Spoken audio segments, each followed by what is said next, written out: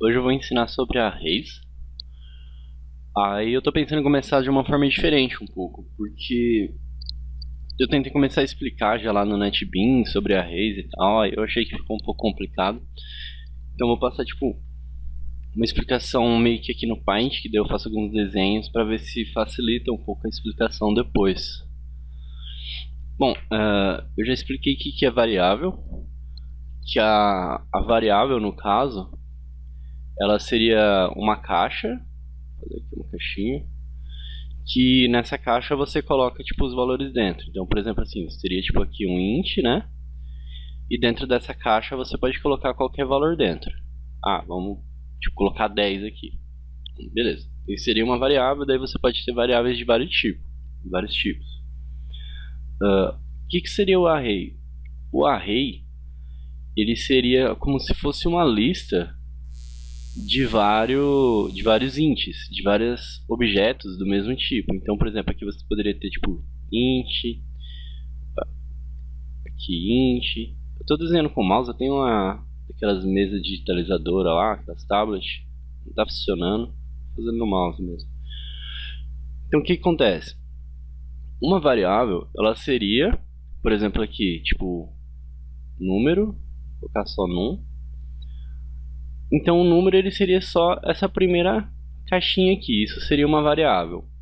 Quando você tem uma lista com vários objetos do mesmo tipo dessa forma aqui, você tem um array. Aí você pode ter infinitos. Só que você sempre vai ter que, na hora de inicializar, vai ter que ter um número fixo de caixas. Por exemplo, no caso aqui nós temos 4, então seria tipo num, aí de 4, né?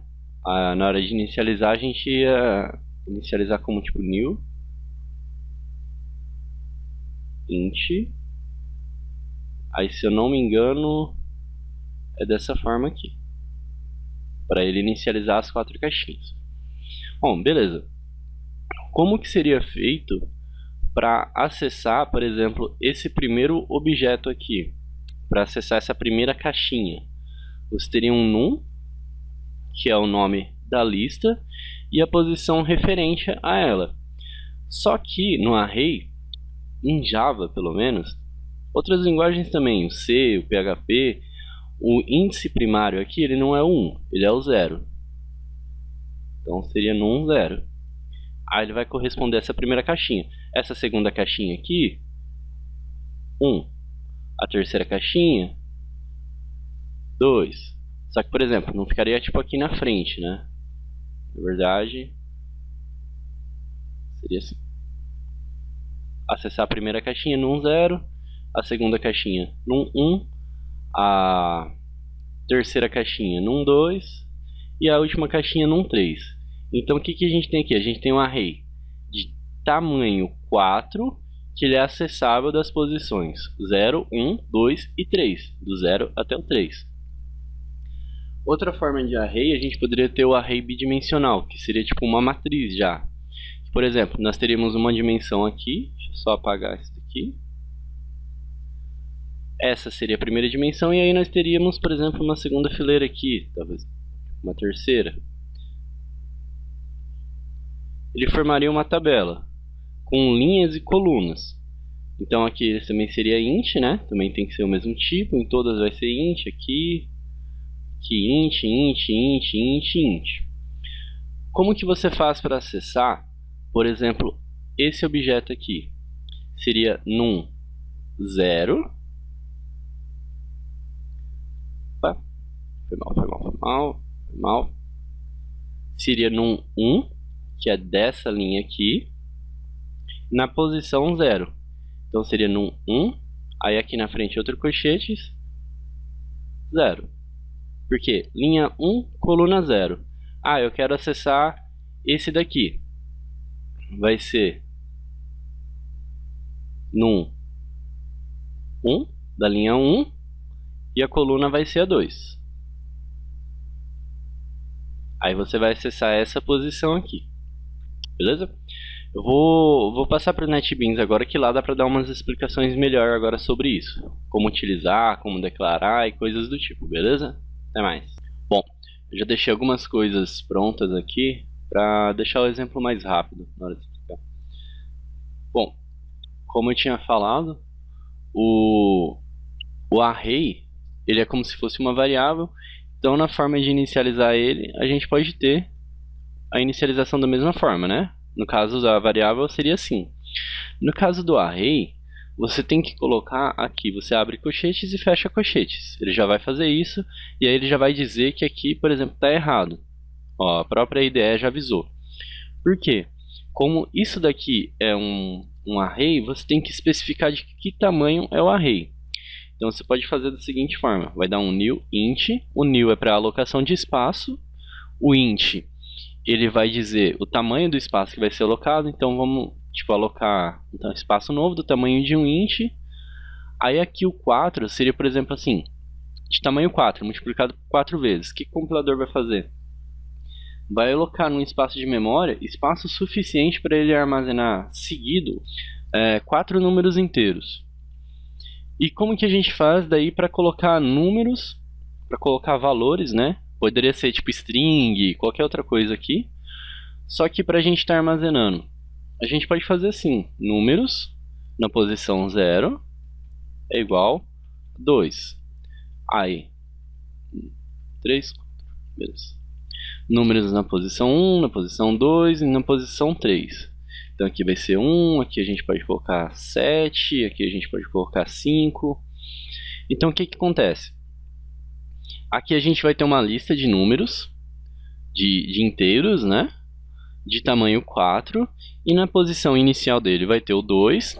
Na próxima posição, que seria a posição 1, vai ter o valor 1. Na posição 2, que seria a terceira posição do array, no caso, vai ter o número 7, e na última posição vai ter o número 5. Para a gente fazer o teste, para a gente armazenar, a gente armazena dessa forma aqui. Para a gente mostrar, é da mesma forma, systemout.println, vamos mostrar ali o que está na terceira posição, no caso no índice 2.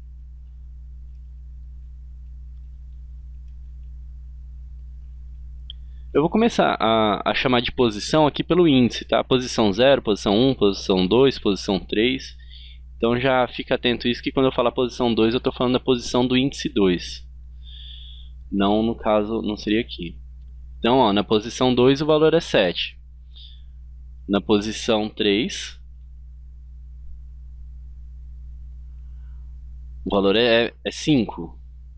Aqui a gente poderia colocar valores negativos, só que ele vai dar um erro, ele vai dar uma exceção. Ó, exceção.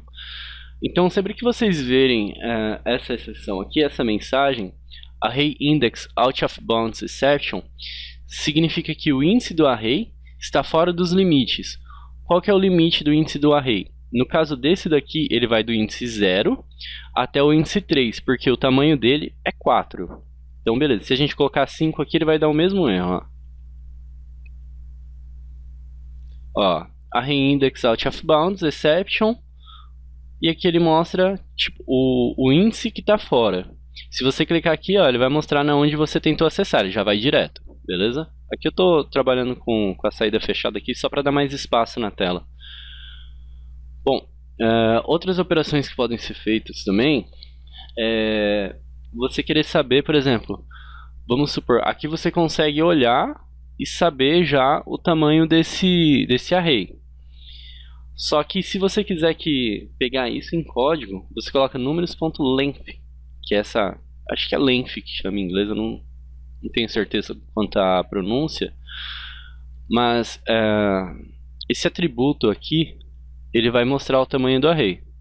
Então, ó, array 4, se a gente aumentar o tamanho do array aqui para 15, ó, o tamanho do array é 15.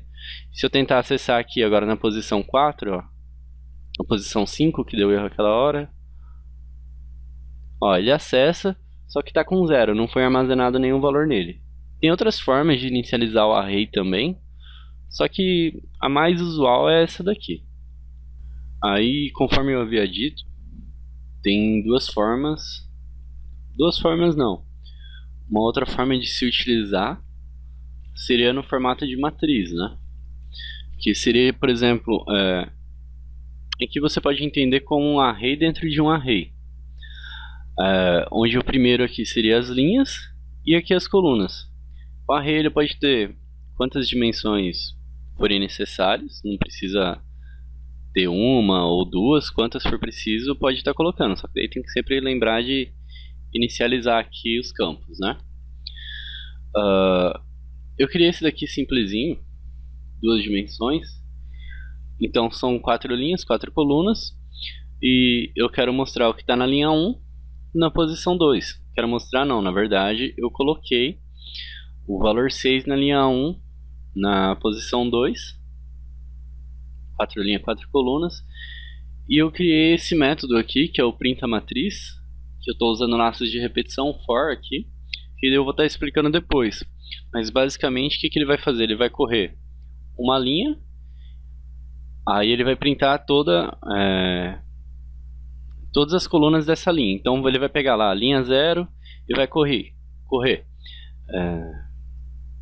posição 0, posição 1, posição 2, posição 3 e vai printando.